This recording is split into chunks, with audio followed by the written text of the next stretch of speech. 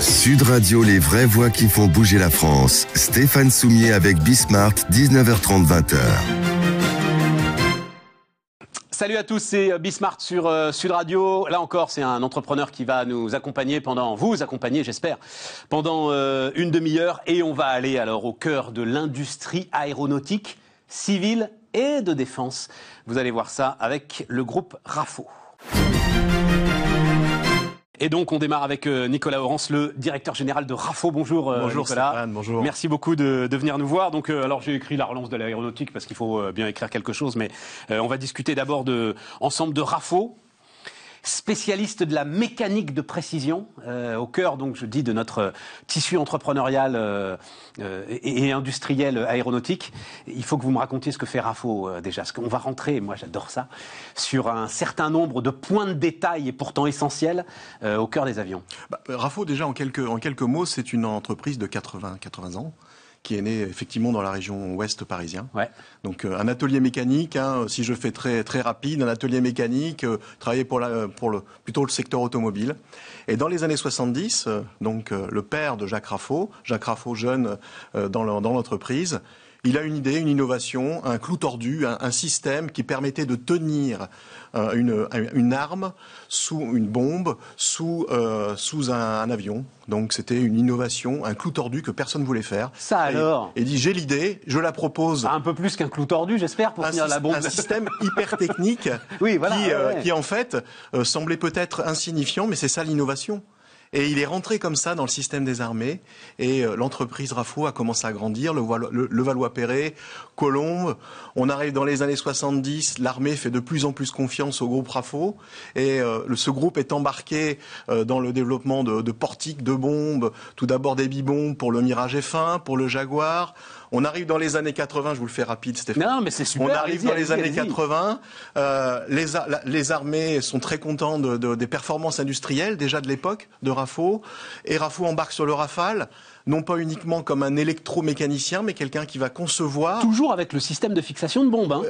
En fait, les systèmes d'interface entre l'aéronef et d'autres composants. Donc c'est le segment, ce qu'on appelle les emports maintenant, dans les années 2000. C'est le système, c'est des pylônes qui vont faire l'interface entre l'avion et ensuite soit une bombe, soit un élément de télécommunication. Bref, ce savoir-faire d'emport. Tout ce qu'on a accroché finalement. Tout ce qu'on a accroché. Pour faire simple, c'est un peu ça. Ouais, c'est ça. Et là, avec le Rafale, on fait le design, l'industrialisation, la production et les soutiens au support.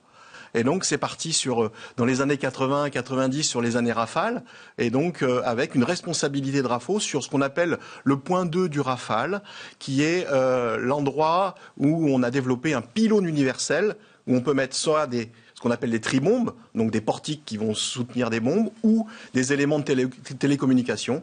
C'est l'endroit un peu stratégique également sous les ailes du Rafale. Non, mais en même temps, parce que je me disais, mais bon Dieu, il n'y a pas un gars... Mais en même temps, quoi de plus important finalement que le truc qui va porter les bombes, quoi. C'est hyper sensible. Il faut qu'il réponde au bon moment et il ne faut pas qu'il réponde au mauvais moment, quoi. C'est hyper sensible. Ça nécessite la moindre défaillance est une catastrophe absolue, en fait. C'est ça le truc, quoi. Mais pas que. Cette expertise de fiabilité, en fait, elle a intéressé Airbus. C'est ça.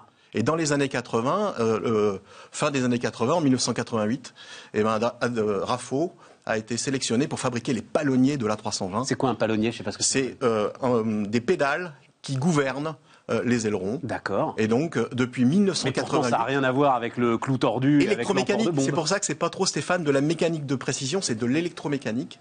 C'est des sous-ensembles qui ont de la mécanique de précision. Mécanique de précision, c'est pas moi qui l'ai inventé, c'est que c'est écrit sur votre site, ça, Nicolas. Oui, mais pas que. Mais pas que. Mais pas que. Mais pas que. Mais pas que. Je veux pas me faire engueuler. Non, c'est pas de ma faute. Mais pas que. Non. C'est des ensembles assez complexes, en fait. Et effectivement, le truc, et j'ai déjà entendu ça sur des sous-traitants aéronautiques, et notamment...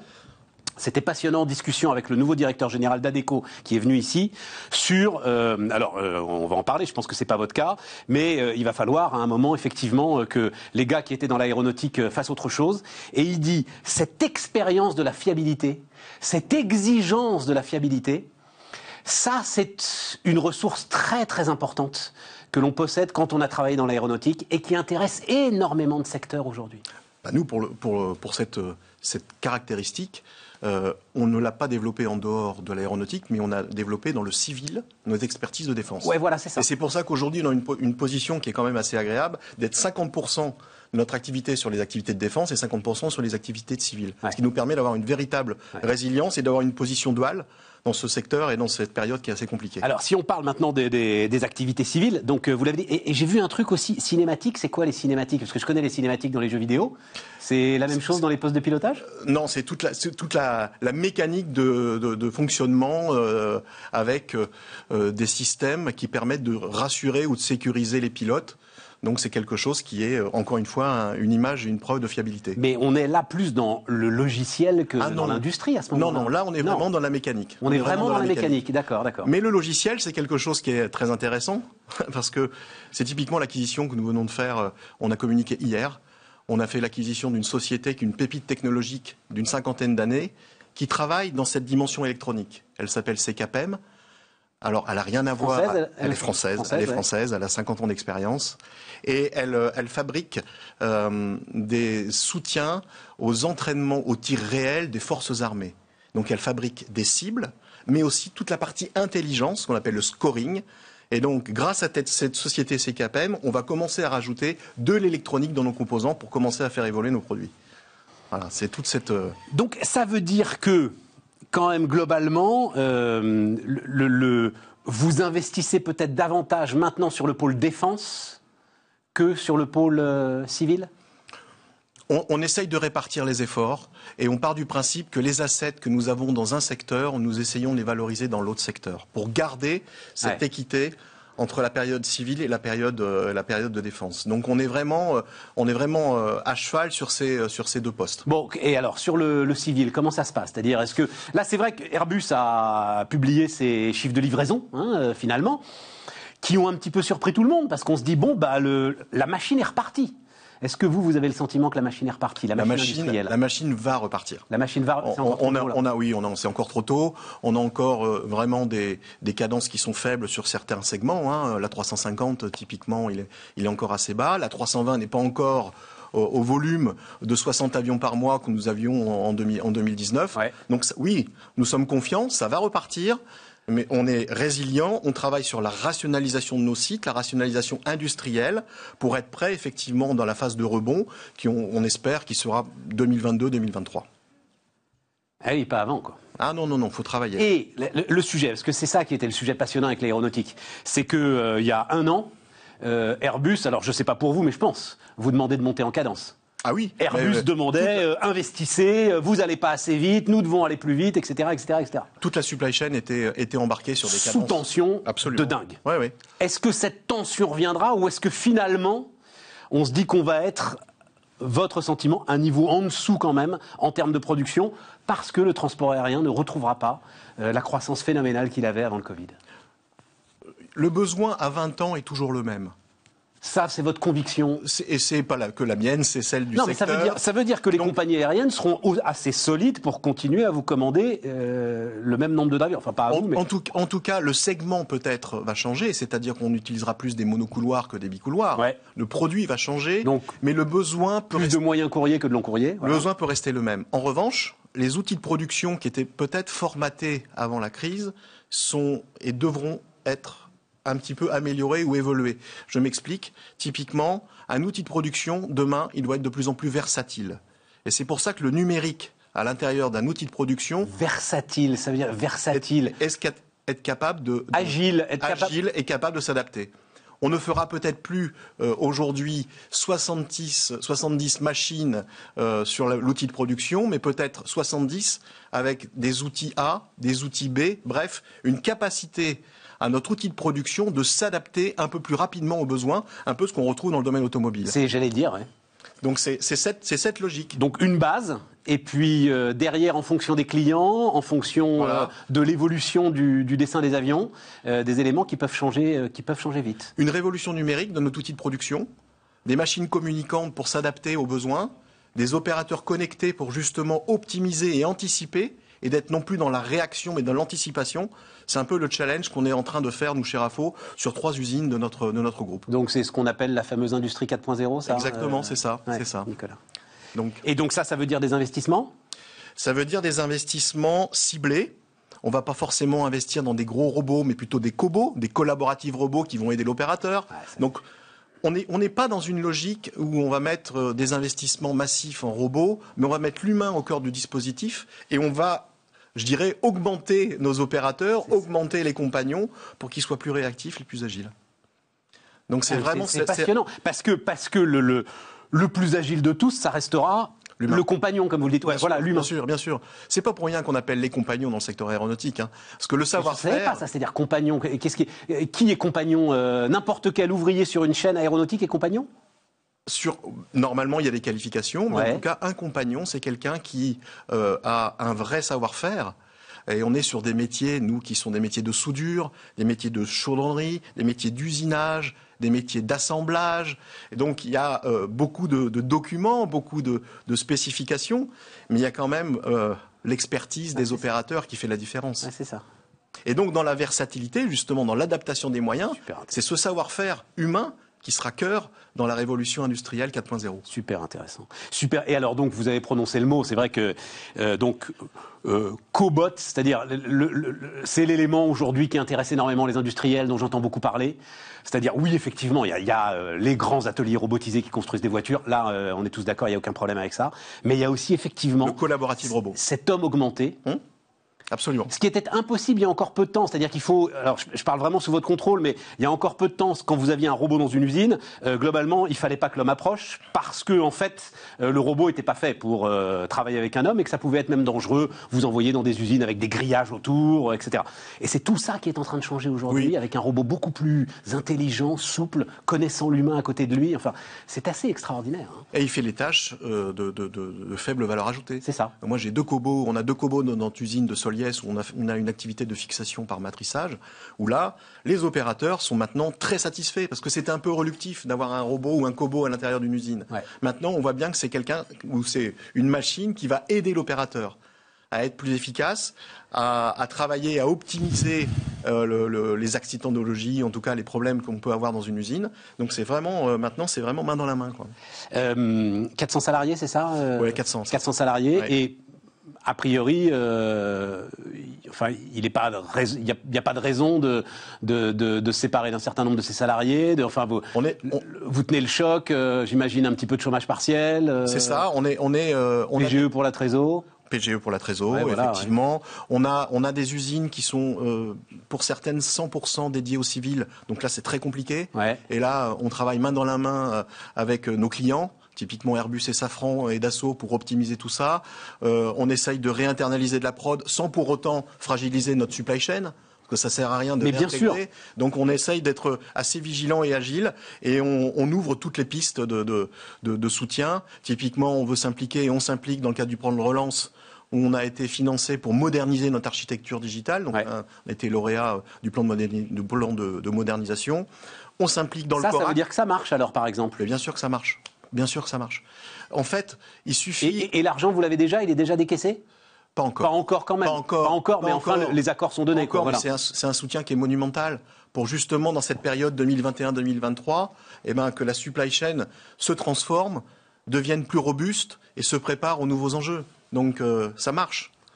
Mais il faut avoir une stratégie claire, il faut savoir où on veut aller, donner le cap et le sens à nos opérateurs, avoir des actionnaires qui nous font confiance, et c'est le cas chez Rafo, on a des actionnaires... Actionnaires familiaux, enfin... qui étaient familiaux pendant 78 ans, mais là, maintenant, ce sont des partenaires financiers avec le groupe HLD, fondé en 2010 par Jean-Bernard Lafonta, qui est un vrai entrepreneur et qui nous fait confiance. Il a 55% chez nous. ACE Management à 15%. Vous connaissez Marwan, il nous suit. Alors Marwan, parce qu'on n'est pas intime non plus, c'est Marwan Laoud. Alors directeur de la stratégie, d'abord de ADS, puis d'Airbus pendant de très nombreuses années, et qui maintenant effectivement pilote ce fonds d'investissement sous l'étendard de Tikeo. Le nom m'échappe. Voilà, Tikeo Capital. Absolument. Absolument. Donc les actionnaires nous font confiance, on donne le cap et le sens à nos opérateurs, et on se prépare à la transformation. Avec toute une filière. Avec toute une filière. Avec toute une filière. C'est un modèle industriel, hein. Et puis c'est une référence mondiale. Oui, voilà. Non, mais... Nous sommes un des rares pays à avoir la chance de fabriquer un avion de A à Z, hein, avec les États-Unis. Avec les États-Unis, il n'y en a pas d'autres aujourd'hui ? En France, en tout cas, on a Airbus, on a les motoristes Safran, on a les avionniciens, on a la supply chain. On a une supply chain complète et c'est une vraie force quand on regarde nos autres pays collègues européens. Nicolas, j'ai un petit truc en plus que je voulais ajouter. Donc, vous avez fait une grande partie de votre carrière chez Daher. Pendant 20 ans, oui. Qui viendra nous voir d'ailleurs bientôt. Là, eux, justement, ils ont des problèmes de quiet period et tout pour leurs résultats, mais ensuite, ils viendront nous voir. Alors, eux, ils sont quasiment 100% civils, Daher. Donc, la situation est quand même plus complexe.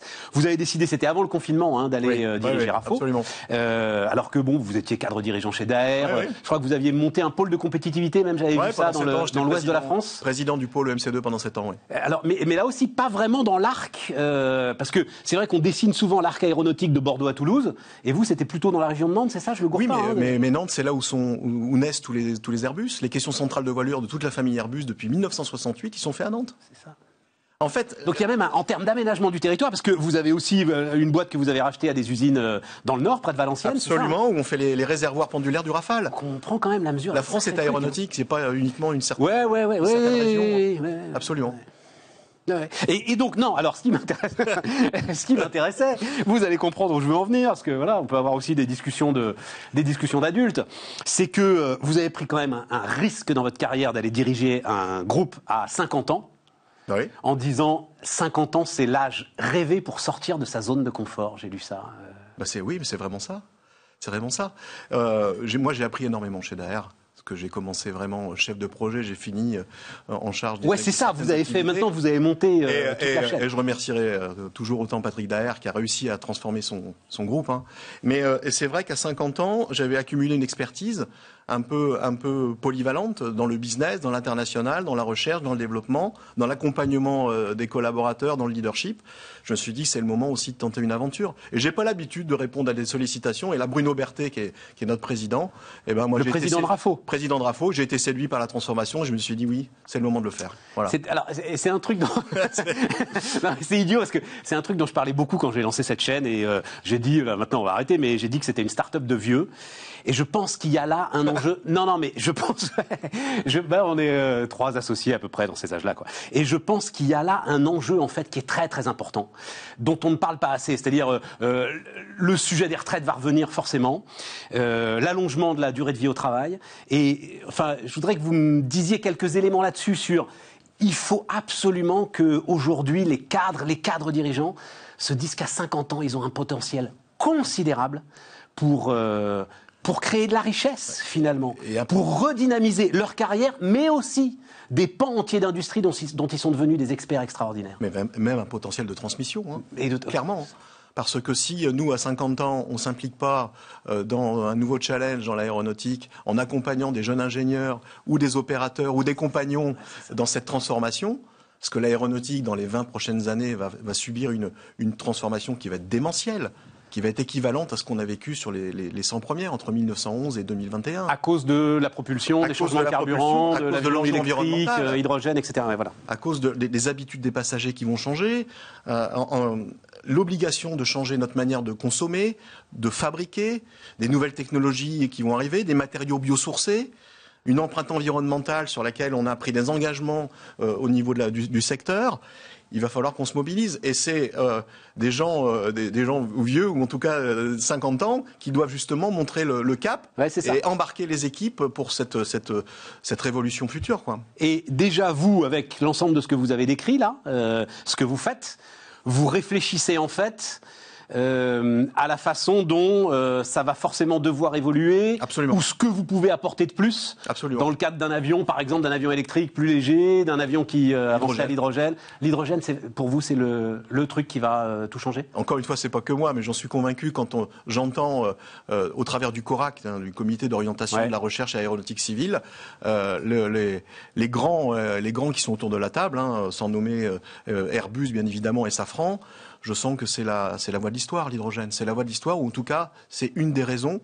Il y a aussi le biocarburant. Ça sera la somme de ces nouvelles technologies de rupture qui permettront aux passagers, à nos enfants, à nos petits-enfants, de voyager dans 20 ans plus safe et plus éco-responsable. Ouais, l'hydrogène coche toutes les cases. Après, il y a un certain nombre de sujets d'ingénieurs, voilà, mais après, à régler, mais sur le papier, coche toutes les cases. Mais non, mais on est au cœur du truc, c'est-à-dire que il faudrait que dans 20 ans, ce que vous venez de me décrire là, sur la filière aéronautique en France, dans 20, 30 ans, on puisse décrire la même chose sur la filière de la nouvelle propulsion, des nouveaux carburants, ce sera l'hydrogène ou autre chose, mais pas rater ce virage industriel là, quoi.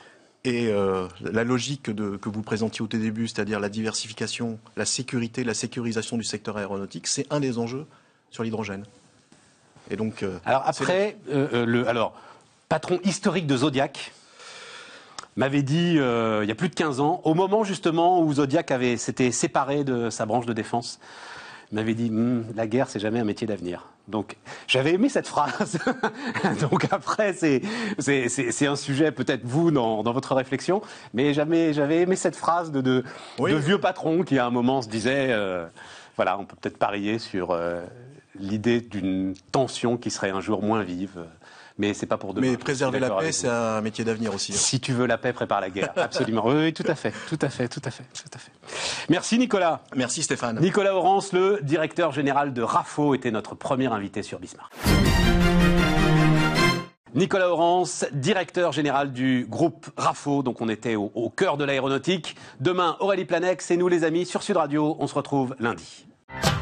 Sud Radio, les vraies voix qui font bouger la France. Stéphane Soumier avec Bismart, 19h30, 20h.